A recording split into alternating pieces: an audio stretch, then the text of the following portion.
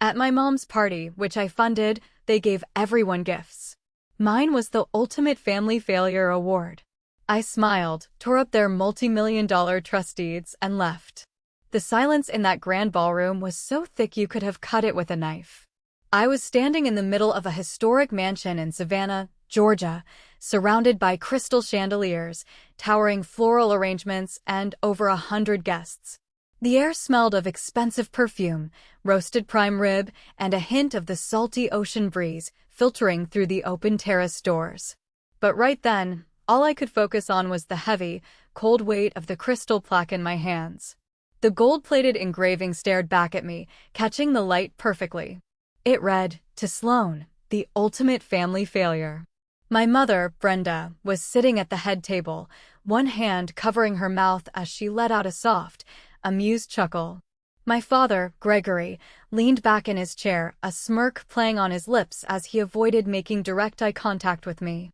My older sister, Courtney, stood near the microphone, looking entirely too proud of herself for pulling off the joke of the century. And my older brother, Trent, was actually clapping. Slowly, rhythmically, like I had just finished a terrible comedy routine. For 30 years, I had bent over backward, broken my own spirit, and emptied my bank accounts trying to get these people to look at me with an ounce of the affection they gave each other. And this was my reward. Not a thank you. Not a hug. A polished, custom-made joke at my expense, handed to me in a red velvet box. I didn't yell. I didn't cry. Honestly, I didn't even feel the urge to shed a single tear. Instead, a strange, absolute freezing calm washed over my entire body. It was as if a switch had been flipped deep inside my brain. The desperation I had carried for 3 decades just evaporated into the humid Savannah air. I set the Crystal Award down on the white linen tablecloth. I made sure to place it down gently, letting the heavy thud echo in the quiet room.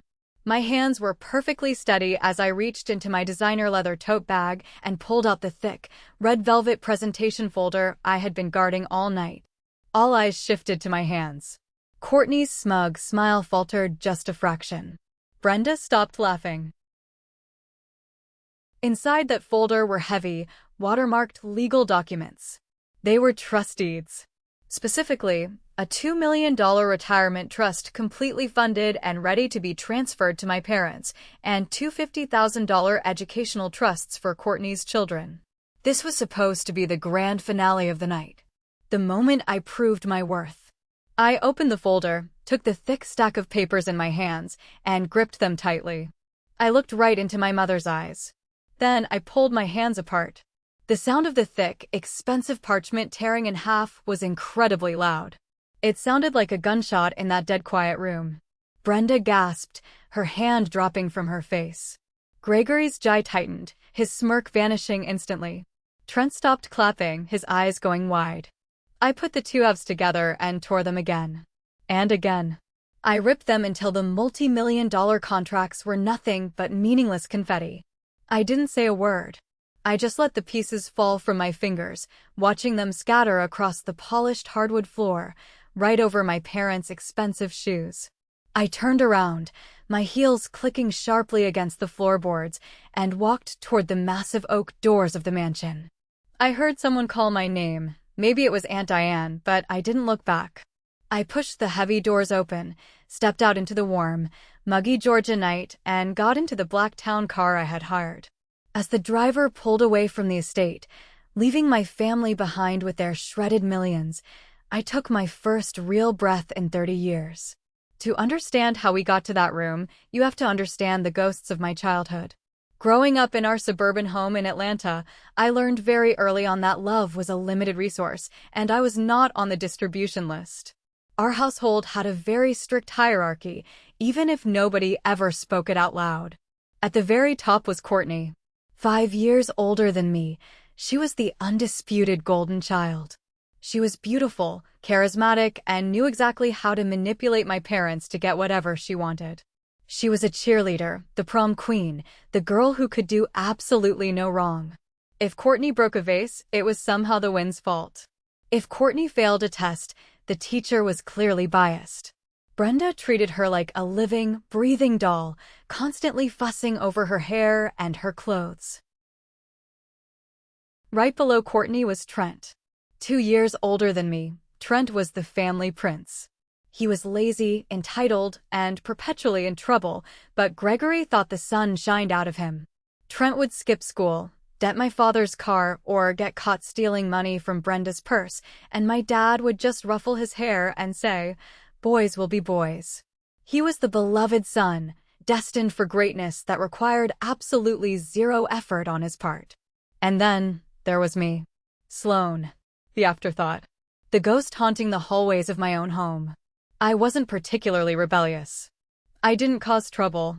I just existed, taking up space and desperately trying to earn a fraction of the attention my siblings got by default. I figured out quickly that if I wanted them to notice me, I had to be perfect. So, I became the ultimate overachiever. I remember one specific week when I was 10 years old. I had spent a month building this incredibly complex model of a renewable energy city for the state science fair. I stayed up late every night, gluing tiny solar panels and wiring miniature streetlights. I won first place. The judges told me I was a prodigy. I came home holding this massive, shiny trophy, literally shaking with excitement. I thought, finally, this is it. This is the moment they look at me and say they are proud. I walked into the kitchen, placing the trophy on the island. Brenda barely glanced up from her magazine. She told me to move it because it was scratching the granite. That same afternoon, Courtney came home and announced she had gotten a minor background role in her middle school's production of some terrible musical. The house erupted. Brenda shrieked with joy. Gregory ordered a massive feast from our favorite Italian restaurant. They bought balloons. They spent the entire dinner talking about Courtney's acting career and how she was destined for Hollywood. I sat at the end of the table, pushing cold pasta around my plate. Later that night, I found my science fair trophy pushed behind the toaster on the kitchen counter, covered in a fine layer of breadcrumbs. That was the defining dynamic of our family. My siblings' bare minimum was celebrated like a miracle, while my greatest achievements were treated as annoying distractions. But instead of rebelling or screaming at them, I internalized it. I convinced myself that I just wasn't doing enough. My successes weren't loud enough. My value wasn't clear enough. I developed a sick, twisted belief that if I just worked harder, climbed higher, and brought them something undeniable, they would have no choice but to love me. That toxic belief carried me through high school and college. While Courtney got married at 22 to a guy my parents adored, and Trent dropped out of his second semester of community college to pursue whatever get-rich-quick scheme he had found on the internet, I kept my head down and worked. I took advanced placement classes. I worked 3 part-time jobs, waitressing, tutoring, and folding clothes at a retail store, just to afford my own clothes and textbooks, because whatever spare money my parents had went to Courtney's extravagant wedding or Trent's business investments. When it came time for college, I got a full academic scholarship to a great university. I thought maybe, just maybe, saving them tens of thousands of dollars in tuition would earn me a little respect. Instead, Gregory just nodded and said, "Good, because Trent needs help with a down payment on a truck." I moved into a cramped dorm and threw myself into my studies. I majored in business and event management. I didn't go to parties. I didn't take spring break trips. I worked, I studied, and I survived. For years later, I was named valedictorian of my graduating class. I was given the honor of giving the commencement speech in front of thousands of people. I sent my parents front row tickets months in advance.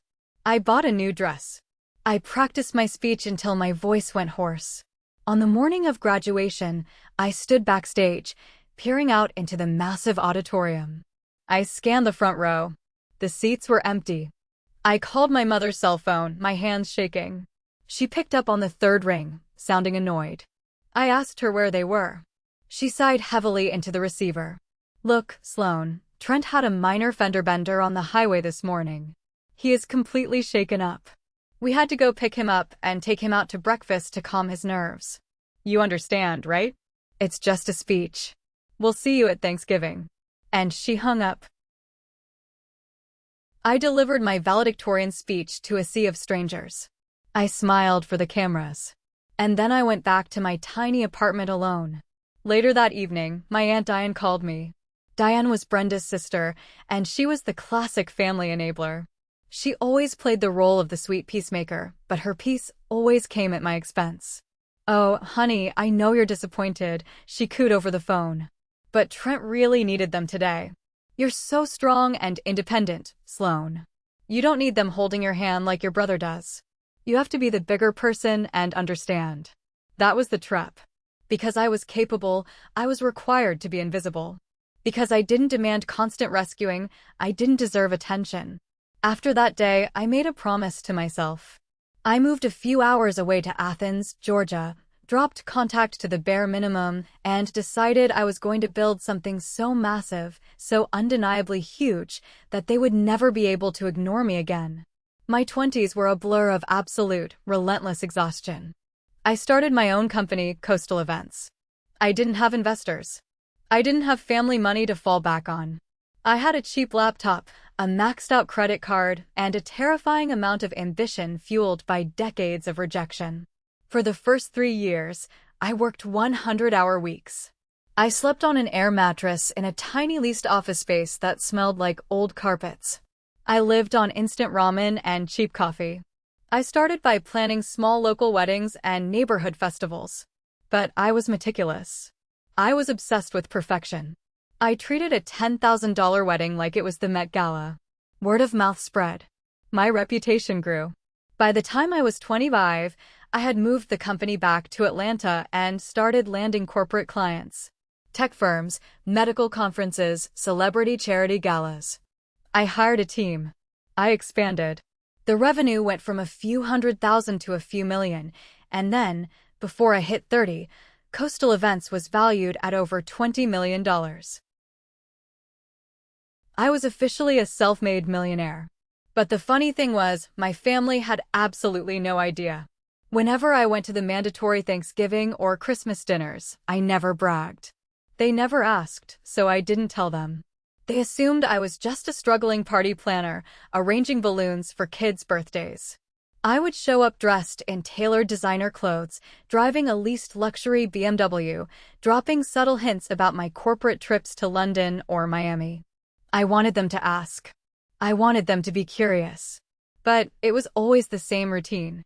I would mention that I just booked a massive tech company for a week-long retreat, and Brenda would instantly change the subject to talk about Courtney's new living room curtains.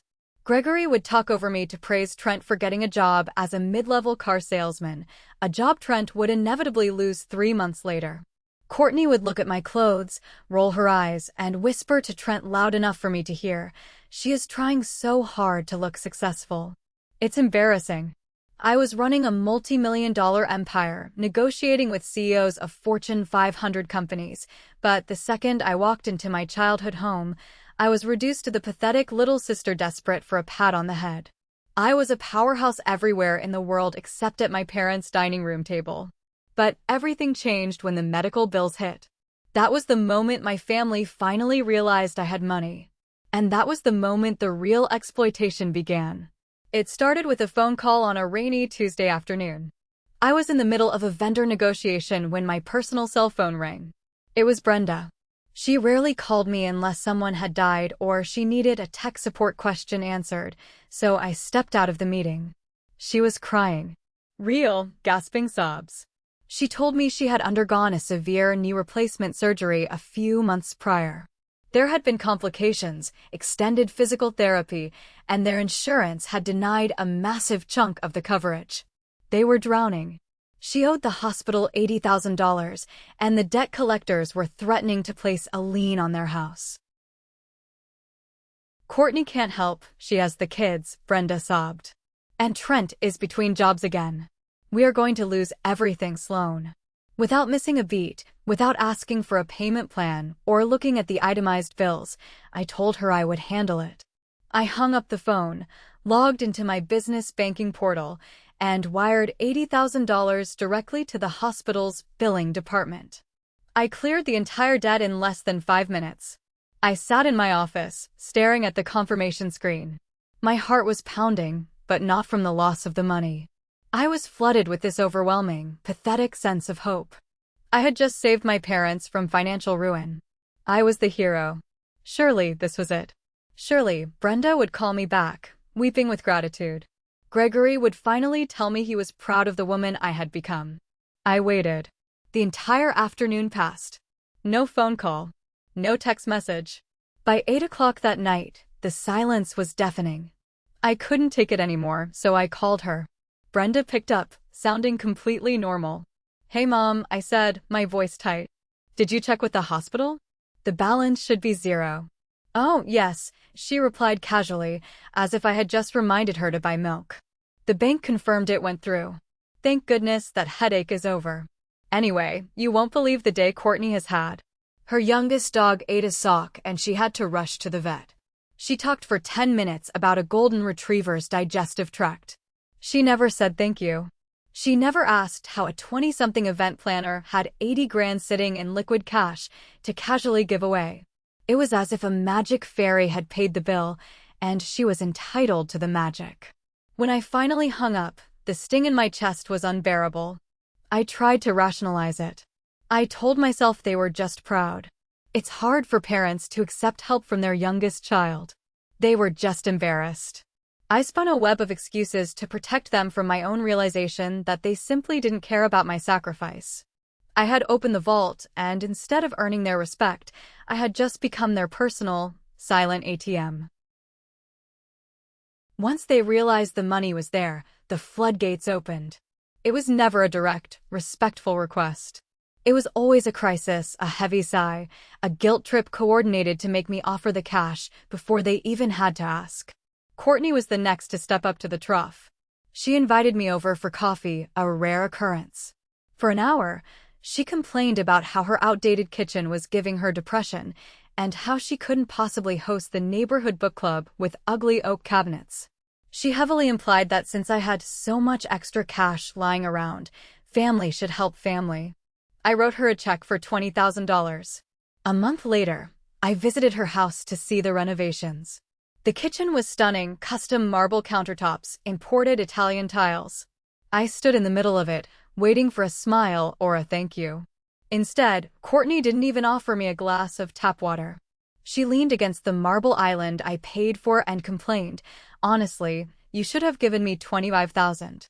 I had to settle for the mid-tier refrigerator, and it completely ruins the aesthetic." I just nodded, swallowing the bile in my throat. Then came Trent.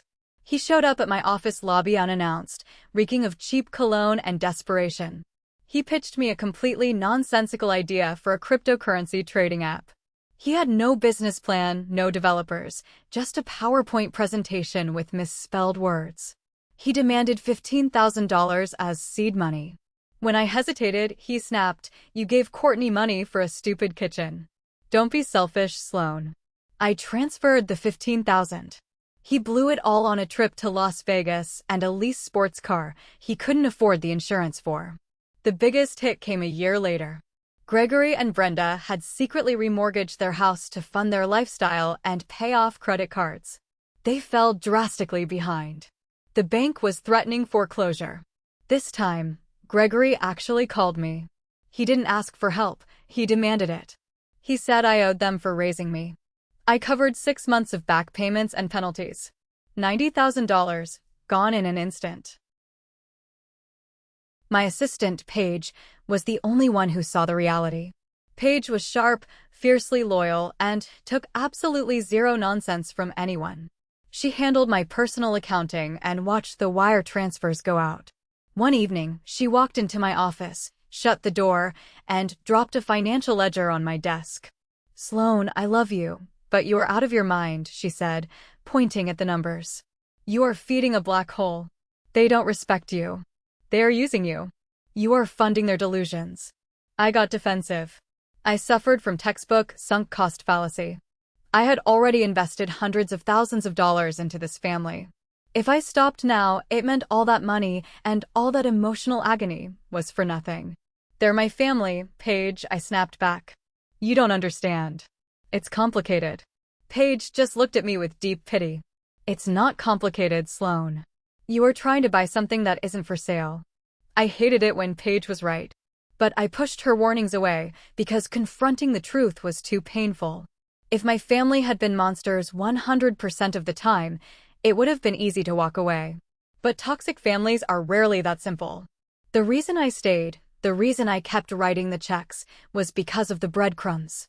They were masters of love bombing. Just when I was at my breaking point, just when I swore I would never answer their calls again, they would throw me a scrap of affection. Brenda would send a text message out of the blue saying, "Thinking of you today, honey. Hope work isn't too stressful." Or Gregory would call and ask my advice on a minor stock investment, pretending to value my business acumen.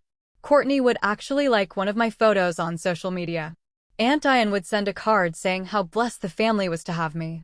These tiny, microscopic gestures of normalcy acted like a drug. I would cling to those texts, reading them over and over, convincing myself that the ice was thawing. I would tell myself, see? They do love me. They are just bad at expressing it. I lived for those breadcrumbs. But looking back, the pattern was terrifyingly clear.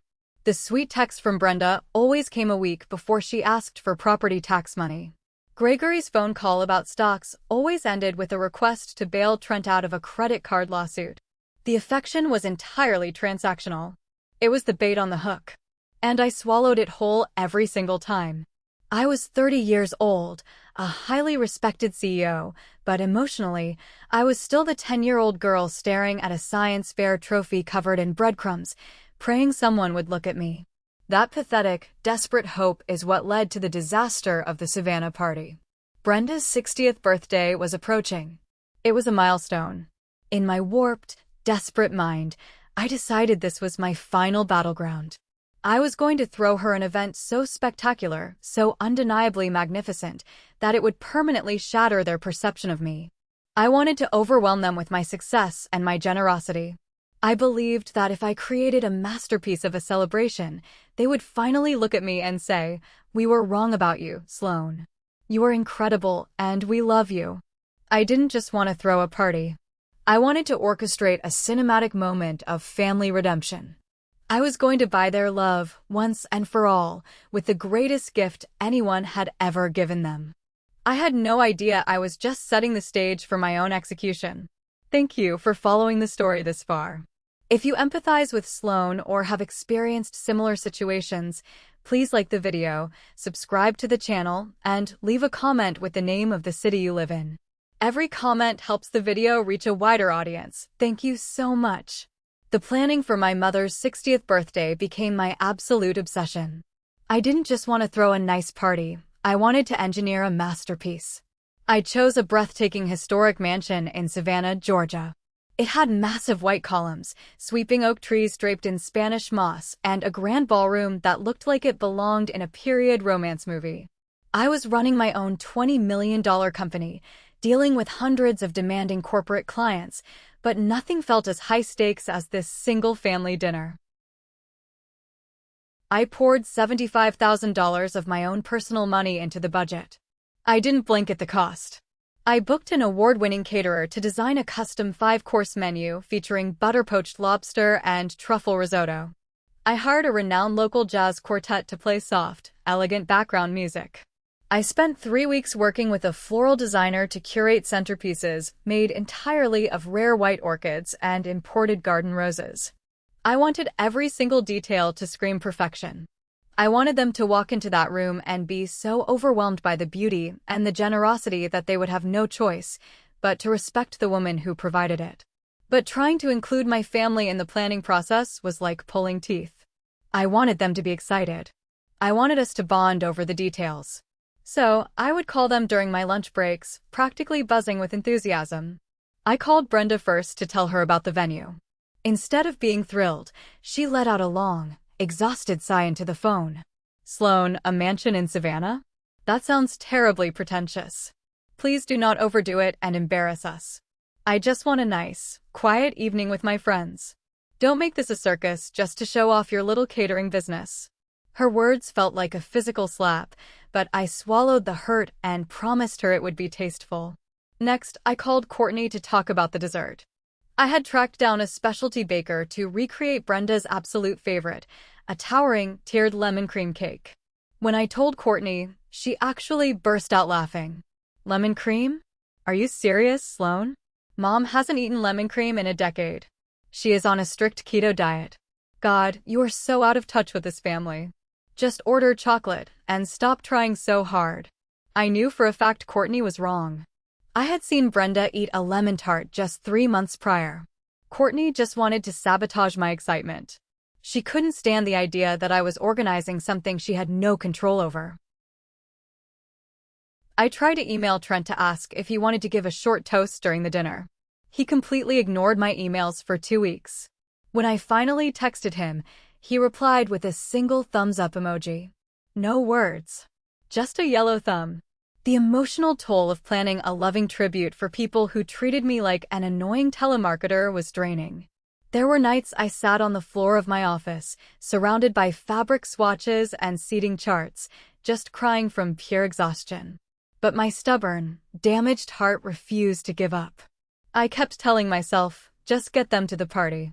Once they see it, once they see the ultimate gift, everything will change. The party itself was only half of my master plan. The real showstopper, the ultimate gesture of my devotion, was being drafted in a sleek, mahogany-paneled law office in downtown Atlanta. I sat across from my corporate attorney, a sharp, no-nonsense man in his 50s who had helped me navigate multi-million-dollar contracts for coastal events. But on this day, we weren't talking about business. We were talking about family trusts. I instructed him to draft the paperwork to transfer 10% of my company's shares into a retirement trust for Brenda and Gregory. The valuation of those shares was a clean $2 million. It would guarantee them a massive quarterly dividend for the rest of their lives. They would never have to worry about a mortgage payment, a medical bill, or a credit card debt ever again. On top of that, I had him set up 2 separate educational trust funds for Courtney's children, funded with $50,000 each, to guarantee their college tuition. My lawyer spent a long time reviewing the documents. He took off his glasses, rubbed the bridge of his nose, and looked at me with deep concern. Sloan, I am legally obligated to advise you against this, he said, his voice low and serious. This is an irrevocable transfer of significant wealth. You are giving up a massive piece of the empire you built. And frankly, based on the financial history we've reviewed, your family treats you like a bank. Are you absolutely sure these people deserve a $2 million golden parachute? I looked down at my lap. I knew he was right. From a logical, business standpoint, it was a terrible decision. But I wasn't operating on logic. I was operating on a 30-year deficit of parental love. I'm sure, I told him. I need to do this. I need to prove that I made it and that I never forgot them. He sighed, stamped the documents, and handed them over. I took those thick, watermarked pages and placed them inside a beautiful, custom-made presentation folder lined with deep red velvet. It felt incredibly heavy in my hands. It felt like a holy relic. For the next few weeks, I slept with that folder on my nightstand. Every time the stress of my family's dismissive remarks got to me, I would look at that red velvet and visualize the moment I would present it. I played the fantasy out in my head 1,000 times like a movie scene. I imagined standing up at the end of the 5-course dinner. I imagined handing the folder to Brenda. I pictured her opening it, reading the numbers, and covering her mouth in shock. I imagined Gregory standing up, his eyes filled with tears, pulling me into a tight embrace and saying the words I had waited my entire life to hear. I am so incredibly proud of you, Sloan. You are our greatest blessing. I imagined Courtney finally looking at me with genuine respect. I imagined Trent realizing how hard I had worked. I imagined the entire dynamic of my life shifting in a single, beautiful evening. That fantasy was the only thing keeping me going. It was a beautiful, tragic delusion. The week of the party finally arrived. I drove down to Savannah 4 days early with a team of my best event coordinators. We essentially took over the historic mansion, transforming it from a beautiful empty shell into a breathtaking venue. I was running on pure adrenaline and 4 shots of espresso a day. I personally supervised the installation of the crystal chandeliers. I stood over the florist's shoulder, making sure every single white orchid was angled perfectly. I taste tested the truffle risotto 3 times to ensure the seasoning was flawless. My team knew how much this meant to me, and they worked tirelessly to make my vision a reality. The day before the event, my family started to arrive in town. They were staying at a luxury hotel nearby, which, of course, I had paid for. I was covered in dust, standing on a ladder fixing a drapery tie, when my phone buzzed in my pocket. It was a text from Aunt Diane. I wiped the sweat from my forehead and read it. It said, "Hi, sweetie. We just checked into the hotel. So excited for tomorrow. Just a gentle reminder, make sure you stay in the background tomorrow night. This milestone is about your mother, not an advertisement for your little catering business. Let Brenda shine. See you tomorrow." I stared at the screen, my chest tightening. Even now, even after I had orchestrated this entire weekend, the narrative was still the same. I was just the hired help. I was the annoying little sister who needed to be reminded to stay out of the spotlight. I typed out a polite, neutral reply, shoved the phone back into my pocket, and climbed back up the ladder. On the evening of the party, the guests began to arrive. I had invited over 100 people, extended family, Brenda's old high school friends, Gregory's golfing buddies, even neighbors from our old suburban street in Atlanta. When my immediate family walked through the heavy oak doors of the mansion, I was waiting in the foyer to greet them. I was wearing a stunning navy blue evening gown, my hair professionally styled. I felt confident. I felt ready. Courtney walked in first, wearing a dress that looked suspiciously like a bridal gown. She took one look around the opulent foyer, then looked at me and offered a tight, forced smile. "Well, it's very loud, Sloane. But I guess it'll do." She didn't hug me. She just walked past me toward the bar. Trent came in next, looking around as if he was calculating how much the antique vases cost. He gave me a half-hearted nod. "Hey kid, where's the top-shelf liquor?" Then came Brenda and Gregory. Brenda was glowing, completely soaking in the attention of the arriving guests. She saw me standing there, gave me a quick, obligatory pat on the shoulder, and said, "Is the lighting in the ballroom this dim? It's going to ruin the photos." Not a single one of them said hello properly. Not a single one said thank you. I stood in the foyer, watching them mingle with the guests, drinking the champagne I bought, enjoying the luxury I provided, completely ignoring my existence. But I clutched the red velvet folder hidden in my tote bag. I took a deep breath. I told myself to be patient. The night was still young. Despite my family's frosty reception, the party itself was executing flawlessly. As an event planner, it was a masterpiece. As a daughter, it was a terrifying waiting game. The jazz quartet played smooth, sultry tunes that echoed beautifully off the high ceilings. Waiters in crisp white jackets circulated with silver trays of hors d'oeuvres. The five-course dinner was served seamlessly. I sat at a table near the back, intentionally giving Brenda the massive head table at the front of the room. I spent the entire meal watching her. She was laughing. She was holding court, telling stories to her old friends, her face flushed with genuine happiness.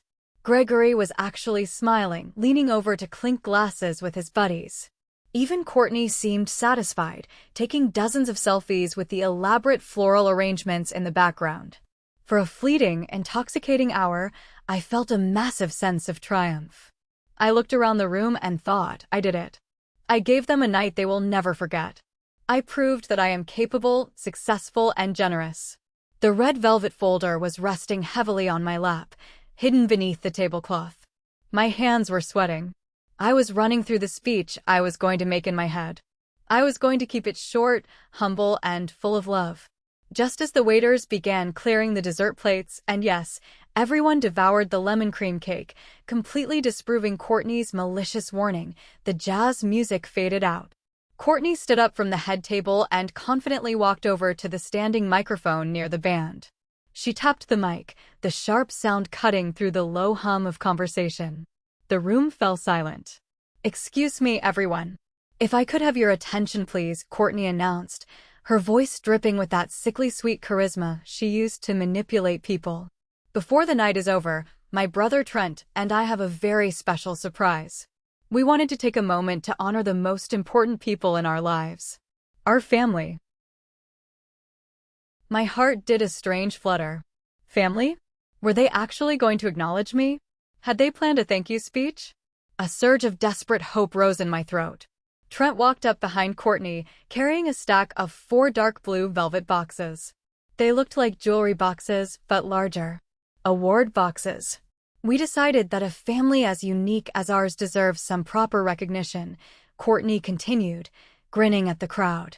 So, we had some custom awards made. The guests chuckled, assuming it was a light-hearted, loving family tradition. Courtney took the first box from Trent, opened it, and pulled out a beautiful crystal plaque. First, to the woman of the hour. To our amazing mother, Brenda. We present you with the award for Best Mom in the World. The crowd erupted into applause. Brenda stood up, blushing furiously, and hugged Courtney, taking the sparkling award.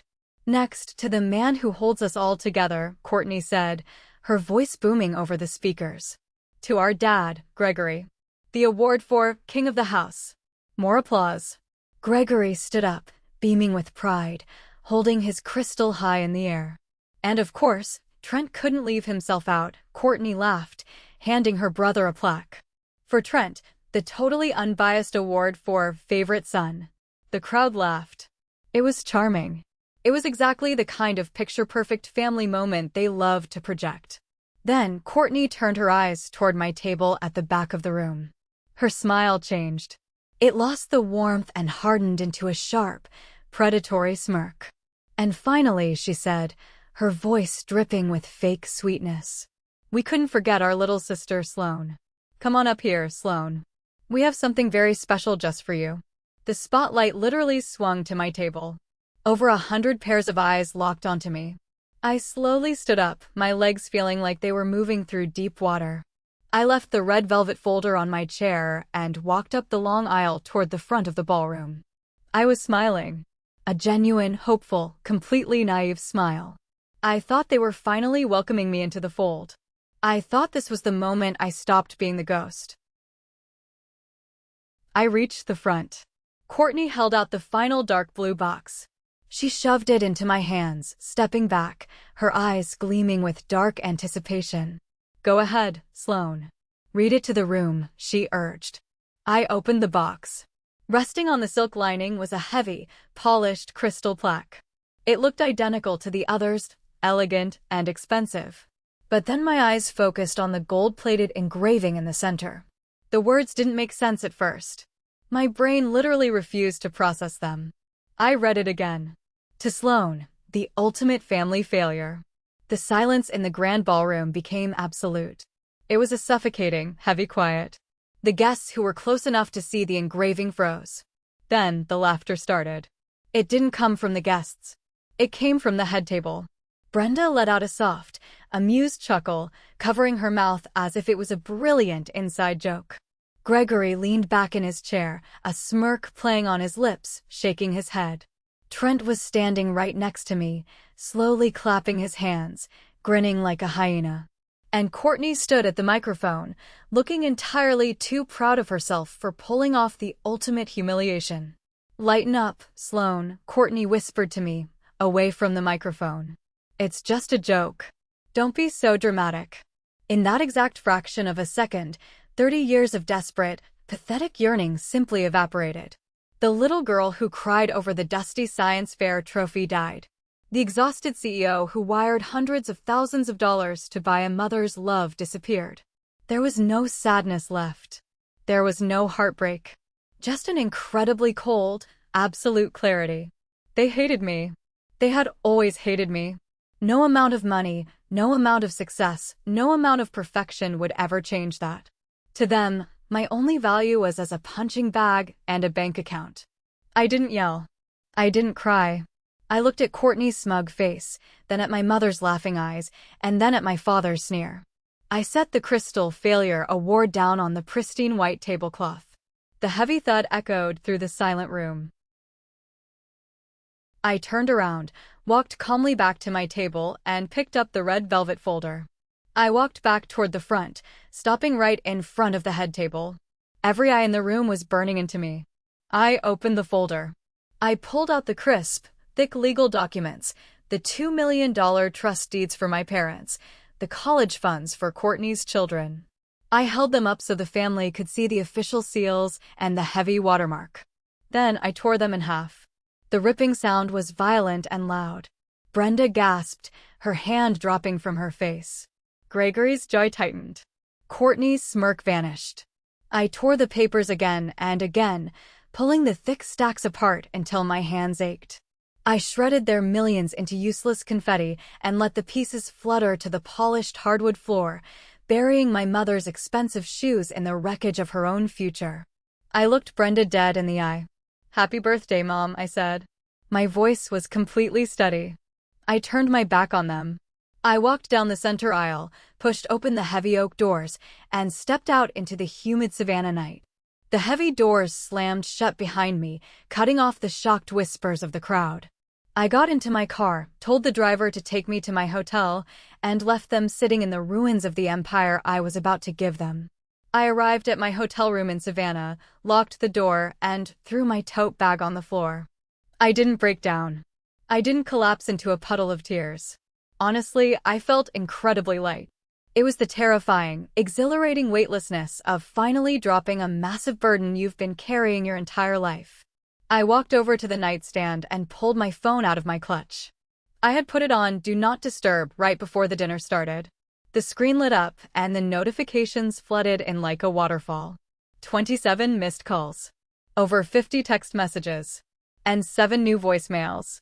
They hadn't just sat there in shock. Someone, probably Trent or my father, had scrambled to the floor, picked up the torn shreds of expensive legal paper, and pieced them together. They had read the headings. They had seen the numbers. $2 million. $50,000 per child.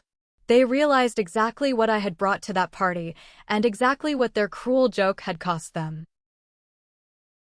The progression of the voicemails was a masterclass in toxic panic. The first voicemail was from Courtney, left about 10 minutes after I walked out. Her voice was shrill and furious. "You are completely unhinged, Sloan. You psycho. You ruined Mom's party over a stupid joke. You better come back here right now and fix this, or you're dead to me." The second voicemail, left 15 minutes later, was from Trent. "Are you crazy? Was that real? Tell me those papers were a prank, Sloan. You didn't just rip up real trusts, did you? Pick up the phone." By the fifth voicemail, the tone had completely shifted. They had verified the lawyer's seal. It was Brenda. Her voice was trembling, entirely stripped of its usual arrogance. "Sloan, honey, please pick up the phone. There has been a terrible misunderstanding. The award was just Courtney being silly, you know how she is. Please, darling, we need to talk about those documents. We love you. Call me back." The final voicemail was from Gregory. A harsh, desperate demand. "You cannot do this to us. You're our daughter. You owe us. Fix those papers tomorrow morning." I stood in the quiet hotel room, listening to the desperate, greedy panic in their voices. They weren't sorry they hurt me. They were sorry they lost the money. It was so glaringly obvious that it almost made me laugh. I deleted every single voicemail. I didn't reply to a single text. I powered my phone completely off, crawled into the crisp hotel bed, and slept a full, uninterrupted 8 hours for the first time in my adult life. The next morning, I drove the 4 hours back to Atlanta in complete silence. I didn't turn my phone back on until I was safely inside my own house. When I finally connected to the internet, I saw that Courtney had initiated her backup plan. Since she couldn't bully me into re-signing the papers, she decided to destroy me publicly. She had taken to Facebook and Instagram, posting a long, tearful rant, tagging my personal and business accounts. "My heart is broken," her post read. "Last night, my sister Sloan had a complete mental breakdown and ruined our mother's 60th birthday party. We tried to include her in a fun family joke, and she responded by throwing a violent tantrum and destroying property. She has always been jealous and unstable, but this was a new low. Please pray for our family as we deal with her toxicity." The post had hundreds of likes and comments from their friends, neighbors, and our extended family. People were calling me a spoiled brat, an ungrateful daughter, a monster. My aunt Diane commented, "So sad. We just have to pray she gets the psychiatric help she needs. I stared at the screen. My assistant, Paige, called me a second later, furious. Sloan, give me the word and I will hire a PR firm to nuke them from orbit. This is defamation. I took a deep breath. No, Paige, I said calmly. Don't engage. Let them talk. The truth is much louder than a Facebook post. I didn't argue with them online. I didn't post a rebuttal. I simply maintained absolute, suffocating silence. I blocked their phone numbers, blocked their social media accounts, and instructed my building security to deny them entry. I became a ghost again, but this time, it was by my own choice. But karma didn't need me to type out an angry status update. Karma had already been in motion for months. About 3 weeks after the disastrous Savannah party, a major national business magazine published a massive, 10-page feature article on me and coastal events. A journalist had been shadowing me and researching my company for the better part of a year.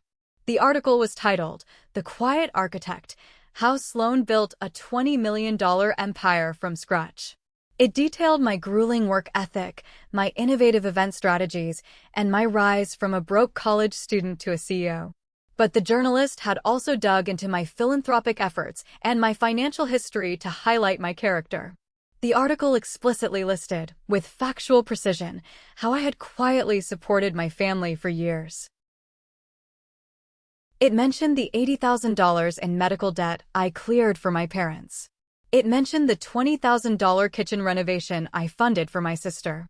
It mentioned the $90,000 I paid to save my parents' house from foreclosure. The journalist painted a picture of a fiercely loyal daughter carrying the financial weight of an entire ungrateful family on her back, never asking for public recognition. The article went viral almost instantly. It was picked up by dozens of business blogs and shared thousands of times on LinkedIn and Twitter. And suddenly, Courtney's little Facebook smear campaign collided with a massive, undeniable wall of journalistic truth. The public backlash against my family was swift, brutal, and entirely out of my control. People who had read the article found Courtney's social media pages. They flooded her comments. "You called her a failure after she bought your kitchen?" one person wrote. "You are the ultimate parasite," wrote another. The boutique chain that sponsored Courtney's mom influencer posts dropped her contract immediately, citing a misalignment of values. Courtney had to set all her accounts to private and virtually disappeared from the internet. Trent got hit just as hard. He had been leveraging my name to try and secure investors for his ridiculous crypto startup. After the article dropped, the venture capitalists saw exactly how he had squandered my money in the past. They pulled out completely. His startup collapsed overnight, and he was forced to take a minimum wage retail job just to pay his car lease. But Brenda and Gregory faced the ultimate consequence. Without my bank account to act as their safety net, their lifestyle imploded. The credit card bills piled up. The property taxes came due. They couldn't ask me for a bailout, and they couldn't take out another loan because their credit was destroyed. 6 months after the party, a cousin texted me a photo. It was a for sale sign on the front lawn of my childhood home. They were forced to sell the house to avoid bankruptcy and downsize to a tiny, 2-bedroom condo on the outskirts of the city. I didn't celebrate their downfall. I didn't pop champagne or gloat. I just felt a quiet, profound sense of closure. Their lives simply reflected the reality of their own choices. They had bit the hand that fed them, and now they were starving. I bought a beautiful, bright house on the coast of Florida. I surrounded myself with friends who loved me for my humor and my heart, not my wallet. I expanded my business, started a mentorship program for young female entrepreneurs, and finally began living for myself. I realized that my value wasn't determined by a crystal plaque or a mother's approval. I was the architect of my own life, and the foundation was finally solid. It's been almost a year since I cut them off. Last week, my lawyer received a letter from my mother, begging for just one meeting, saying she is sick and truly sorry for everything. Part of me knows it's another trap, but a tiny piece of the old me still feels a pang of guilt. Am I wrong for ignoring her completely? Should I give them one last chance to apologize, or keep the door permanently locked? Thank you so much for listening to today's story. If you haven't already, Please hit that subscribe button, leave a like, and let me know your verdict in the comments below. See you in the next drama.